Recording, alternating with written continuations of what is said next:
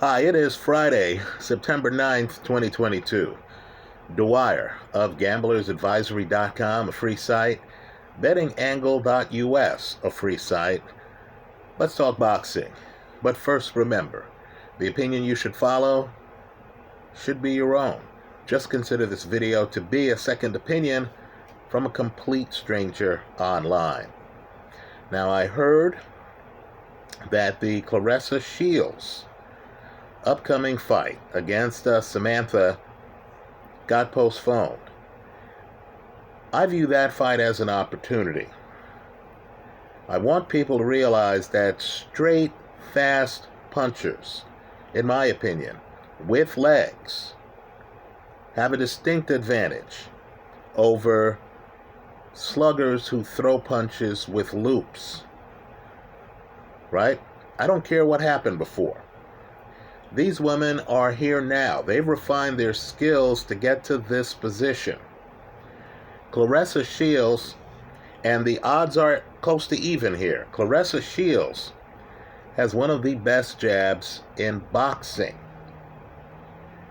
Understand, I believe all she has to do to win this fight is to stick and move. Right? Samantha has to plant her feet to throw punches. She throws looping shots. Right? They're heavy. She's a puncher. No question about it. But understand the antidote to punchers who don't move that well is to stick and move. Right? If I'm Claressa Shields, I don't even worry about trying to establish a pocket. All I want to do is riddle Samantha with jabs, move out of the way, stay off the side of the ring, keep the fight in the middle of the ring, circle my opponent, and win the fight on the scorecards. That's how I see that fight playing out. I understand, here on YouTube, many of you have disagreed with my take on the fight. Go ahead and tell us why in the comment section of this YouTube video. Now let's shift gears. Let's talk about men's boxing. Let me just say, in the heavyweight division, this is the age of the southpaw.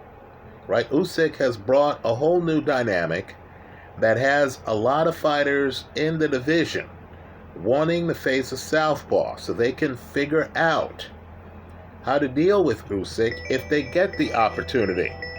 Right? Let's be clear too. Guys can be great fighters and have no clue on how to fight a southpaw. Let me back up a second here too. I'm focusing on the heavyweight division. What I want people to do is to look outside the heavyweight division.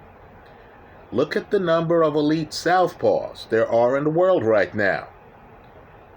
Errol Spence, Lomachenko, Josh Taylor, Gervonta Davis, Erislandy Lara. This all applies to them too. Opponents who are highly skilled step in the ring, they don't know which way to go. So you just had a fight at heavyweight. Let's return to the heavyweight division. Andy Ruiz against 43-year-old Luis Ortiz. Right, again, 43-year-old Luis Ortiz. And Andy is so confused, folks, that Andy keeps moving to his right. Look at the film. Right into Luis Ortiz's left hand. I want folks to look at the records of the fighters. Look at Ortiz's knockout percentage. It's clear that once the bullets started flowing, Andy didn't know which way to go. Now Ortiz, who gets officially knocked down 3 times in the fight, has only lost to 2 men now. Put it this way, against both of those opponents, Deontay Wilder, right, 5-year heavyweight champion, and Andy Ruiz, understand that if you take away the knockdowns, Luis Ortiz is outboxing both of the guys who beat him. Right? The Andy Ruiz fight, if you take away the 3 knockdowns, Luis Ortiz wins the scorecards. Right? Don't get me wrong. Knockdowns count in boxing. I'm not here to say otherwise. I saw Luis Ortiz masterfully outbox Deontay Wilder twice. Neither fight went the distance. The point is, if you don't drop 43-year-old Luis Ortiz in this heavyweight division, you lose the fight. Right? That's huge. In other words, if Ortiz can just stay on his feet, he's a very live underdog. Let's talk about another fight where a highly skilled fighter didn't know what to do against a southpaw. Kept rolling into that southpaw's right hand. And that's the Filip Hrgovic-Zhang fight. Right? It's astonishing. Folks, look at Big Bang Zhang Zhilei's KO percentage. This is one of the heaviest punchers in the entire sport. You want to fixate on his left hand and stay several feet away from it. Several. Filip Hrgovic gets knocked down with Zhilei's right hand early, and it confuses him. Right? The preparation's out the window. Hrgovic then spends a lot of the fight, just like Andy Ruiz, moving to his right, moving right into the left hand of Big Bang.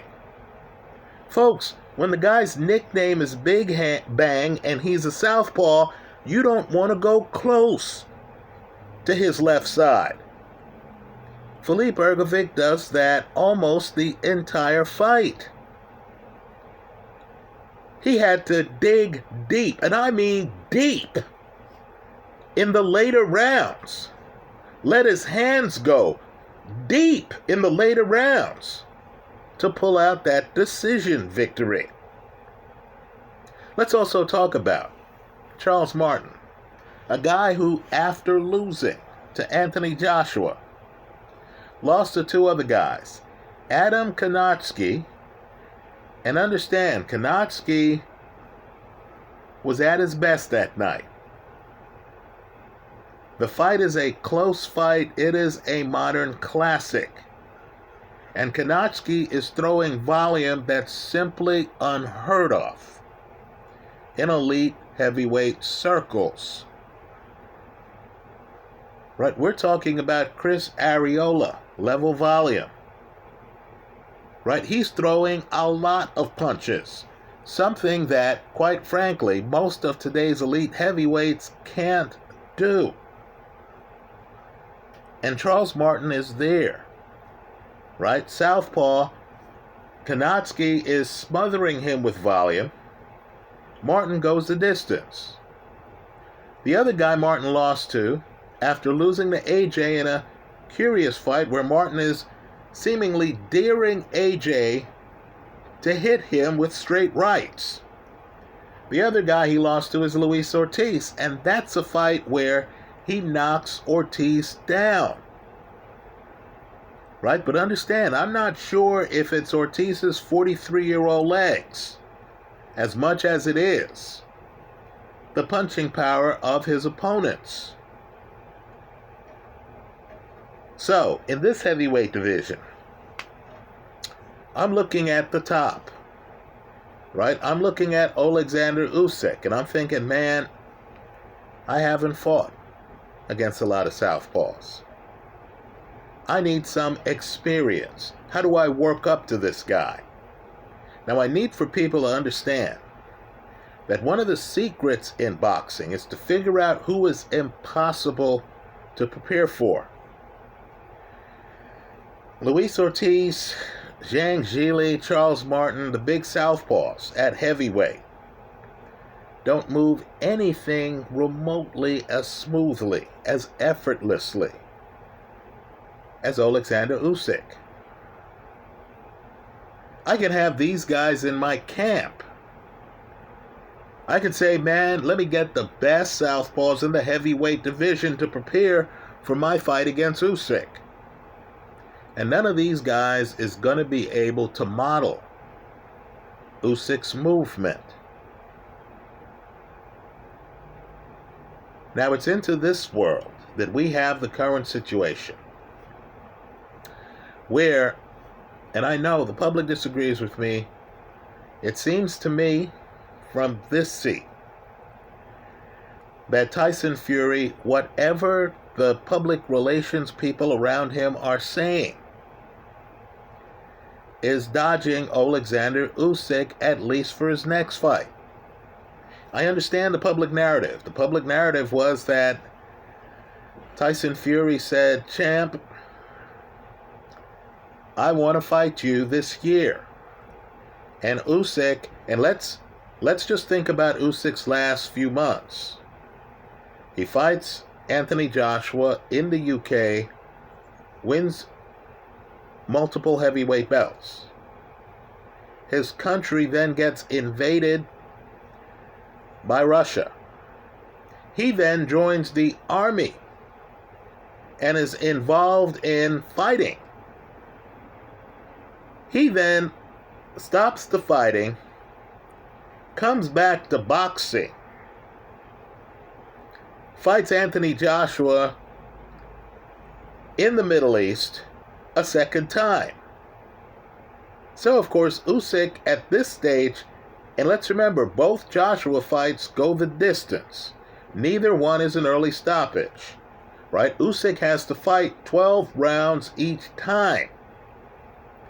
So Usyk, who's a dad, right, has kids who haven't seen him that much in recent months, right? Daddy's been off fighting in a different country to win the heavyweight title. Daddy's been off fighting on the front lines against the Russian army. Daddy now has been off to yet another country, fighting again for the heavyweight title. So Usyk, who has other responsibilities, right? Boxing's a great sport, but there's more to life. Usyk, who has more going on in his life, tells Tyson Fury, the lineal, "Player, I'll fight you, but give me a few months." Right? It's been a busy year for me. Now, I'm sorry, but from this seat, the fighters themselves should know what the historical fights are. You're Tyson Fury, some guy with an Olympic gold medal, who was undisputed in another weight class, comes up to heavyweight, beats your national arch rival, Anthony Joshua, twice, is still unbeaten. I would argue, call me crazy, but I would argue the Usyk fight is the most historical fight that Tyson Fury could have right now. I would argue that that would be the fight for supremacy in the heavyweight division. Right? These sanctioning bodies before then could show up, knock on everyone's door and say, "Hey, we're going to strip you unless you fight the guy we have here as our mandatory." Okay, you and I know that there comes a point in boxing where they can start stripping guys. And fans are going to say, "Well, that's nice, but, the real heavyweight champion is going to be the one who wins this fight between Fury and Usyk. The battle of unbeatens." They're both unbeaten. Now, I believe anything that trips that up is a dodge. Right? Really, you're Fury, and you're going to say to another unbeaten heavyweight champ, understand, Usyk doesn't have to fight Fury for a belt. He already has belts. You mean to tell me Fury's going to tell him, "Dude, if you don't fight me, if you don't go from your last fight to a promotional tour and a boxing camp to fight me later this year," and it's already September, folks, right? "If you don't fight me this year, then I'm going to move on and I'm going to fight somebody else." I'm sorry, I consider that a dodge. Now, I understand this is boxing, things take time, right? All of us are here waiting at welter to hear that Terence Crawford and Errol Spence are going to fight each other, right? I understand. Even good ideas take time to get the ink on the paper and stuff like that. But I would say that if, let's say Errol Spence said to Crawford, player, I'm committed to fight you. Just give me a few extra months. I would consider it a dodge. If Terence Crawford said, player, no, if you don't fight me this year, these next 3 or 4 months, I'm going to move on and fight somebody else. I'll come back to you. You and I know that in boxing, when a fighter says, I'll come back to you, that carries heavy risk, doesn't it? Let's talk about what could go wrong. If Fury fights blessed puncher with both hands, Anthony Joshua, right? Fury could be dominating the fight. Think Luis Ortiz against Deontay Wilder, the rematch. Folks, I haven't seen the round in that rematch that Wilder wins. Right? We forget about that now because knockouts cause amnesia. All it would take for Joshua to beat Fury, and Fury has the advantage. I think Fury wins the fight. But Lord knows, you and I have seen fights where guys who should win don't. All it would take is for Joshua to be right once. Folks, that's all it would take. Let's face it too, Joshua doesn't even have to win the fight against Tyson Fury. If the fight's a thriller, if Joshua lands some big shots and Fury gets a narrow decision, turns on the radio or hops online and has people online saying, man, did Tyson Fury really win that fight? Doesn't Tyson Fury really have one loss? What did you have on your scorecard? And the other guy says, man, I thought Tyson Fury lost that fight. If there's a serious group out there that thinks the fight should have been a draw, Tyson Fury's not going to pivot away from Anthony Joshua, especially if the fight delivers financially. He's not going to pivot away to fight somebody else. He'll then have unfinished business with Anthony Joshua. He doesn't want to pivot to fight Usyk, then have people whispering at the press conference, have people whispering at the fight. Right? He doesn't want that. Let's face it too, you and I know what happens. You have that extra fight, and then suddenly you get cut. You remember Tyson Fury against Otto Wallin? You remember that cut? By the way, that's the fight Fury definitely should have lost. Right? What fight is the referee looking at? What cut is the referee looking at? You see that cut, it's gushing. By the way, after that fight, it was so ridiculous. We were praising the corner man. Right? The corner man patched that cut up, and it was then bleeding a minute into the next round. Let's say Tyson Fury gets some bad cut against AJ. Folks, it's already happened in a Fury fight. Let's say Fury gets a bad cut. Then he can't train. Then he can't spar. Then suddenly a wait that should have been just a few months becomes much longer than that.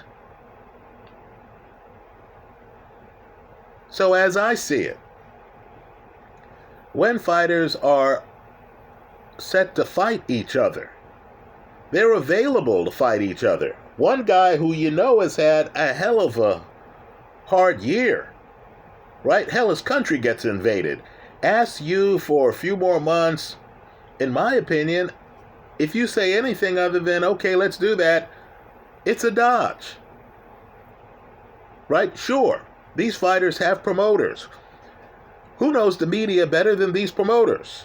And of course, people around the fighter are going to say, well, he said that he would fight him this year. Right? You and I understand. Sometimes these things take a few months longer than that. I'd have no problem in the Errol Spence, Terence Crawford situation if either guy said, man, I'm a little bit tired, or man, I'm banged up, or man, I hurt my hand in sparring, I need an extra 90 days. Okay, you'll say, okay, look, we've waited this long. Lord knows we've been waiting for that fight. We've waited this long. We'll wait a little bit longer. Right here, what? Tyson Fury has so much going on in his life that he can't wait a few extra months? Here he has to fight again soon. Folks, as I see it, the lineal can take the time he wants, especially when the other guy's asking for the time. Right? Tyson Fury can say, look, y'all know I'm the lineal. Right? I'm going to wait until April to fight Usyk because he asked me. Right? You saw him in the ring with the Ukrainian flag. You understand his country's been invaded. You know how that is. Right? When something happens in your neighborhood and you're on the phone calling some people, and you're hearing from 3 or 4 friends, 3 or 4 different things that happened at some event. Could you imagine Usyk's life right now? He's been training to fight Anthony Joshua. Right now he has to pivot and find out if his old neighborhood's still there, where his friends are, who has moved to what country, what exactly is happening in Ukraine right now. So yeah, I consider it a dodge, right? I understand. People feel that I'm crazy and uninformed. Hey, that's cool, right? It's a free world in my part of the world anyway, right? So let's talk about Anthony Joshua. I see the videos already, over 20 minutes. Let me try to be brief. Joshua had a hell of a hard time against Usyk, and Usyk doesn't carry the risk of knocking you out like Luis Ortiz does. Right? I understand Joshua now, negotiations. Guys hear things they don't want to hear, and they say, hey, I'll fight somebody else. Joshua and Fury, here's a shocker, are having a problem reaching a deal after Joshua accepted the offer. Right? The offer had some blank lines in it. Now, to get the blank lines filled in the way the camps want, guys are pretending they're going to fight other guys. So I heard Eddie Hearn naming guys who Joshua might fight. He didn't name Luis Ortiz. I'm throwing his name out there simply because I'm sure in Joshua's mind he has unfinished business with Alexander Usyk.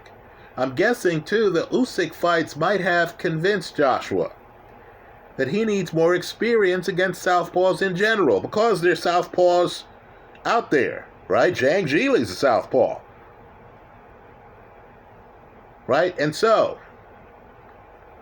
I'm just telling the Joshua folks here that Joshua, who's a blessed puncher, would have a hard time with senior citizen Luis Ortiz.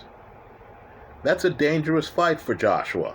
In other words, he was getting hit with great counters by Alexander Usyk. If he gets hit flush like that from Luis Ortiz, he's hitting the canvas. Right? Don't believe me? Look at Ortiz's KO percentage. In other words, to beat Ortiz, in my opinion, Joshua would have to knock him out. Let me go one step further. I saw countless Andy Ruiz fights where guys said, nah, this dude has fast hands, I'm out of the pocket. Right? I'm out here sticking and moving, staying away from you, as I believe Claressa Shields is going to do in her next fight. Right? You understand when the pocket is too hot, when you can't stop and trade. But yet in that Luis Ortiz fight, it was Andy on his back foot. Right? Andy was the one who was saying, hey, I don't want to deal with this pocket here. What that tells me is Luis Ortiz against Anthony Joshua, Joshua would have to understand that Luis Ortiz is going to be in the pocket.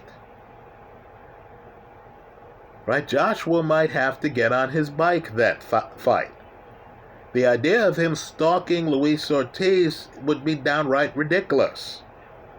I'm just saying. Let's talk about Zhang Geely. Folks, Gili hits harder than Luis Ortiz, in my opinion. Right? Zhang Gili is accustomed to guys running away from him. He's going to be on his front foot. Did you hear me? Now, the secret in fighting Zhang Gili is Zhang Gili does get tired. Right? Luis Ortiz wins the 12th round against Andy Ruiz, by the way. Right? 43-year-old is the one with the better stamina in the Ruiz fight. Zhang Gili fades against Filip Ergovic. That's the only reason why Filip Ergovic is unbeaten today. Right? Eddie Hearn mentioned Zhang Gili's name in talking about possible opponents for Anthony Joshua. Folks, that's a dangerous fight. I can see Gili doesn't have the hand speed of Alexander Usyk. Right? I would say that Andy Ruiz has the fastest hands in the heavyweight division. Usyk second. Right? I'll agree. Anthony Joshua has countering skills. Anthony Joshua might have the hand speed advantage on Zhang Gili. But Gili's a southpaw. Gili's accustomed to fighting right-handed fighters. Gili, in my opinion, just beat a guy who's better than Anthony Joshua in Filip Ergovic. Be careful what you wish for in fighting Zhang Gili. Let me make another point, too. Anthony Joshua has options other fighters don't have, folks. Usually a lot nicer. For whatever reason, he is extremely popular. Now, when are we going to actually realize that Zhang Gili videos are getting hundreds of thousands, if not millions, of views in China? When is a promoter going to open up China to heavyweight boxing? I'm a bit astonished that a promoter like Eddie Hearn, huge, isn't going to have Anthony Joshua, who everyone knows. Folks, he is an icon globally. Life's unfair. I'm not saying he's the best boxer at heavyweight or even the second best. Right? I would pick Fury and Usyk. But what I am saying is, if guys want to experiment, if I'm Anthony Joshua, and I've been heavyweight champion, and I understand that I'm the box office king, and I've already fought in New York City and Saudi Arabia, right? If I'm Anthony Joshua, I would welcome the Zhang Gili fight. I would have an Ali attitude toward it. I would say, hey, this is my opportunity to see China. Right? I would say, hey, the AJ brand is big already. If I fight Gili in China, that's going to open up the brand to a whole new audience. Right? Make no mistake, folks. I understand a lot of countries are having financial problems, and China's one of them. I'm not here to say otherwise. But a Joshua Gili fight in Beijing, my goodness, could you imagine that show? Could you imagine the fans flocking to that fight? Could you imagine how big that fight would be? Understand, too, doesn't China have some of the world's biggest casinos? Could you imagine Anthony Joshua fighting Gili in Macau? Folks, let's get back to Filip Ergovic. Now, Ergovic has the same problem Tyson Fury has. He's just too darn good. People have spent a lot of their careers avoiding Filip Ergovic. Right now, Ergovic had a problem against a hard-hitting southpaw. I don't want to sugarcoat it. Anthony Joshua's right-handed. Joshua doesn't have the rhythm, the movement Filip Ergovic has. Right? Ergovic throws combinations. Joshua doesn't have the fluidity that Filip Ergovic has. right? I think Ergovic, like Tyson Fury, would outbox Anthony Joshua. If I'm Joshua and I have a hit list, that's what he should have, a hit list of guys I want to fight. And understand, he has a lot of lucrative names on that dance card, right? Understand, he has the theme behind him. Redemption. Getting back in the saddle. Understand Dwyer's rule of relativity for heavyweights. Heavyweights age more slowly than everyone else. Joshua, if he wants, still has a lot of years ahead of him in the heavyweight division. Right? If I'm Joshua, I look on that hit list and I think to myself, you know what? Unless I'm fighting for the heavyweight title, right? If the heavyweight champ knocks on your door, you answer the knock. Unless I'm fighting Tyson Fury, why would I want to fight Filip Ergovic when I privately know he's one of the toughest possible opponents I could face? Understand too, Joshua makes the market. Right? Joshua doesn't need a mandatory contender designation. Joshua can decide when he fights for the title. Right? So if I'm Anthony Joshua, right, if I get the Fury fight, that's where I go. If I don't, I'm thinking about geography, expanding my brand, where I want to fight. Lifestyle's important. Right? If I get a chance to fight in China, I'm taking it. Right? If I want to fight in the UK because I'm tired of traveling, well, hell, I'm the box office king. I'm going to fight in the United Kingdom. Right? If I want to fight guys who are upset that I beat them, Dillian White, pick up the phone. Joseph Parker, pick up the phone. If I want to show I'm the dominant British heavyweight in recent Olympic history, Joe Joyce, pick up the phone.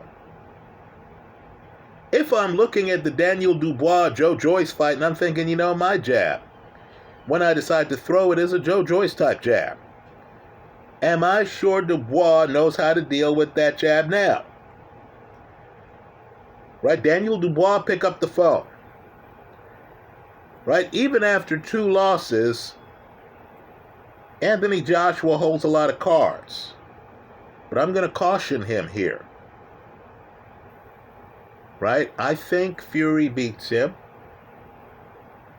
I think Luis Ortiz would force Joshua to be his absolute best. That fight is close. I believe Filip Ergovic beats him. Right? In reviewing their options, the Joshua people need to think this out if the Fury fight falls apart. Right? I'm not kidding when I say this is the age of the southpaw. It is. He might even want to pick Charles Martin simply because of the guys I've named, Ortiz, Zhang. Martin might be the easiest of them. But understand, with Martin, you don't have that big margin of error. Right? Joshua was fortunate Martin had the worst night of his professional career. The night Joshua beat him. Right? In real life, Charles Martin hits hard enough, where Luis Ortiz was on the canvas multiple times. That's how I see it. Let me hear from you. And I believe it's just a matter of time. Just a matter of time before Lawrence Okolie jumps up to heavyweight. Right? That's how I see it. Let me hear from you if you disagree with me. On the Shields Samantha Guthrie fight, I believe that's her last name. Right? If you disagree with me on that fight, if you disagree with me in terms of the heavyweight division, on any fight I've listed, I hope you leave your comments in the comment section of this YouTube video. Thanks for stopping by.